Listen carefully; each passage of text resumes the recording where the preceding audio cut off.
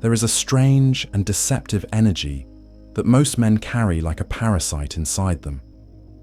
It coils around their ambition, whispers into their thoughts, and hijacks their focus like a virus in their spiritual operating system. That energy is lust. And though it often disguises itself as masculine drive, it is, in truth, the silent thief of masculine power.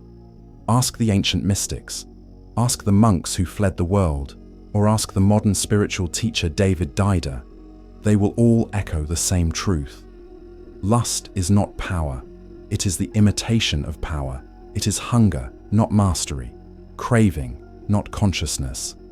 Imagine a young man, confident in appearance, who walks into a room and feels his chest rise every time a beautiful woman glances his way.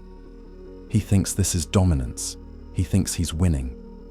But beneath his smirk is a nervous system hijacked by validation. His energy reaches outward like invisible hands, begging to be acknowledged, to be desired, to be chosen. In that moment, he's no longer grounded in his purpose. His mission has been paused. His spine has subtly softened. And though he doesn't see it, he has already submitted.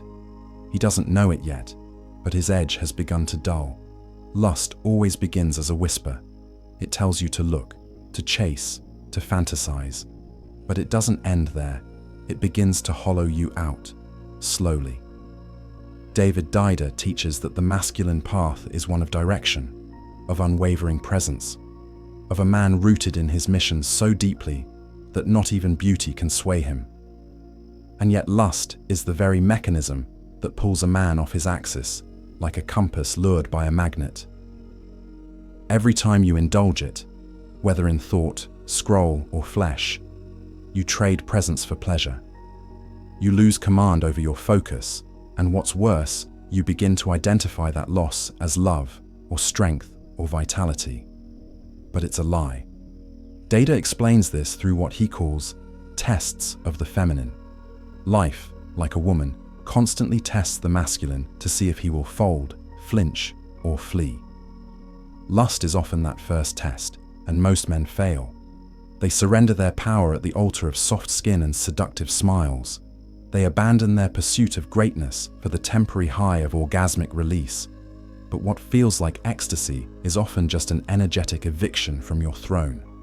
And this isn't just about behavior, it's about biology and energetics. According to Deida, ejaculation is not merely a physical act. It is a release of your life force, your directional charge. Every time you spill it needlessly, your eyes dim a little, your presence thins, your ambition softens, you walk with less weight. Women can sense it, men can feel it, even dogs react to it. You've become less magnetic, less still, less dangerous. And in a world of chaos, a man who lacks that stillness is disposable. Now you might argue, but lust gives me drive. It makes me want to hunt, chase, conquer. And yes, that's the trap. Lust mimics motivation.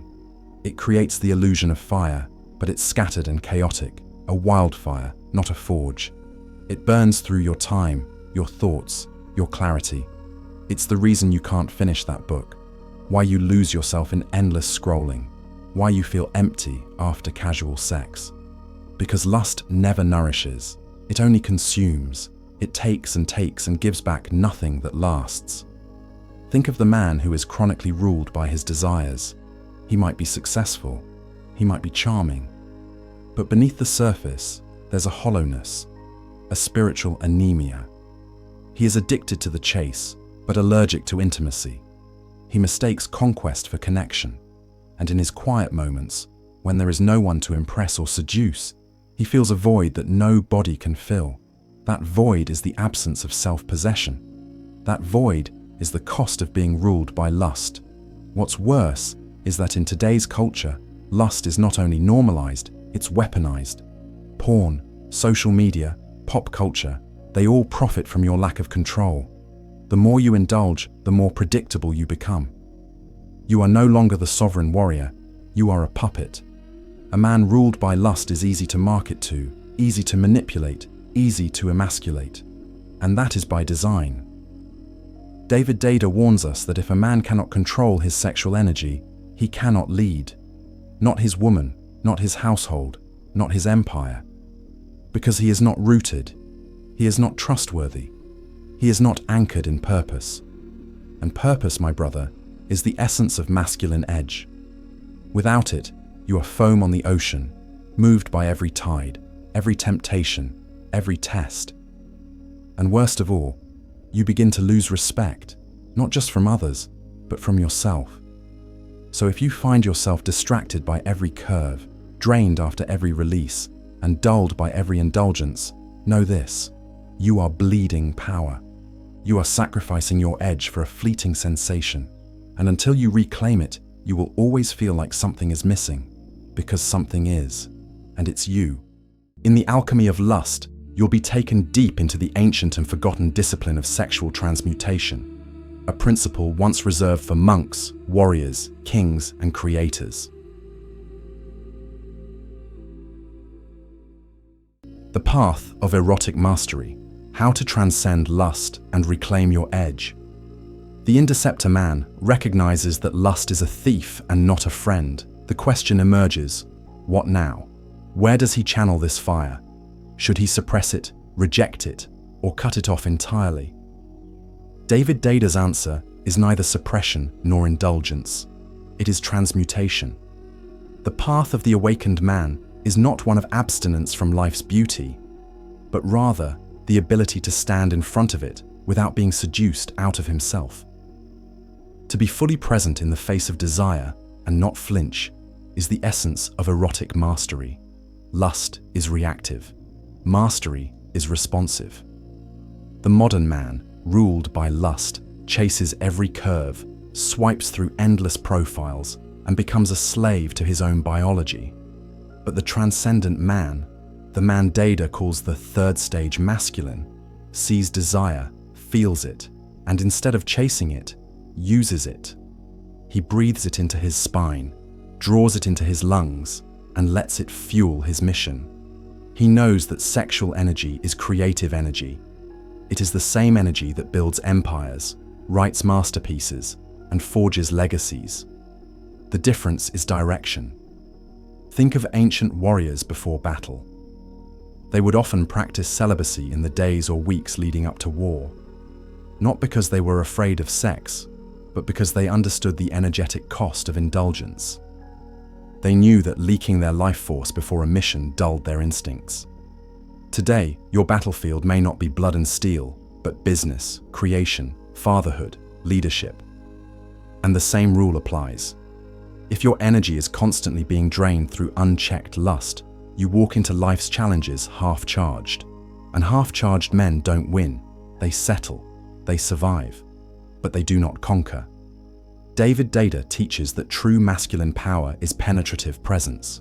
A man's ability to enter a room, a moment, or a woman with full consciousness, not craving.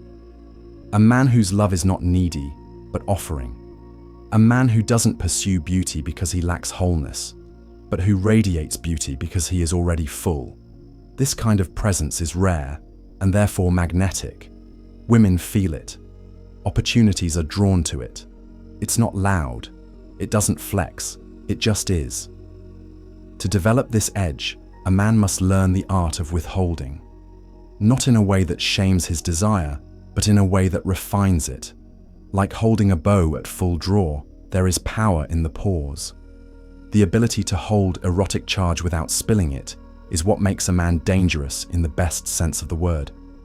Deida explains that when a man circulates his sexual energy through breath, through awareness, through intention, he becomes luminous. Not in a mystical, abstract way, but in a visceral, undeniable way.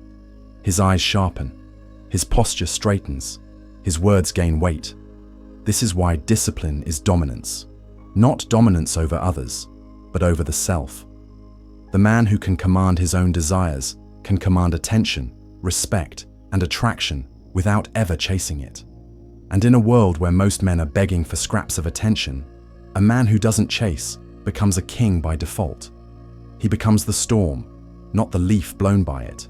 But what does it actually look like to channel lust into purpose? It begins in the small moments. When you feel arousal rising, instead of releasing it through mindless pleasure, pause, breathe, redirect, move your body, create something. Go to war with your goals. Treat lust as raw fuel, not the destination. When handled properly, that same sexual tension becomes tension in your voice, tension in your presence, tension in your brand, your body, your legacy. It sharpens you. It clarifies you. It makes you dangerously alive. Deida's highest vision of manhood is not some sterile monk, nor some oversexed conqueror, but a man who walks the middle path, one who can feel desire deeply and not be ruled by it. A man who can make love with full devotion, without needing to come to feel powerful. A man who can hold a woman in his arms and yet be unmoved from his mission. A man whose edge is not dependent on stimulation, but sharpened by silence, by sacrifice, and by sacred intention. This is what it means to reclaim your edge, not to run from lust, but to elevate it, to hold it in your hands and say, "You no longer control me. I am the one who decides where this energy goes." That is the turning point. That is the mark of the masculine master. So the next time desire rises, don't run from it. Don't fall for it. Sit with it, hold it, breathe it, and then build something with it. Because the man who transcends lust becomes more than just disciplined. He becomes dangerous. He becomes divine. He becomes Indecepta. Becoming Indecepta is the code they never wanted you to learn. A psychological war map for men, forbidden teachings fused with modern strategy for influence, dominance, and self-mastery. If you want peace, prepare for war. The Indecepta archive is the complete vault. Every lesson, every revelation, every psychological blueprint I've ever recorded, handcrafted to help you break chains, build discipline, and become undefeatable in a world built to deceive men. No ads, no algorithms, no distractions.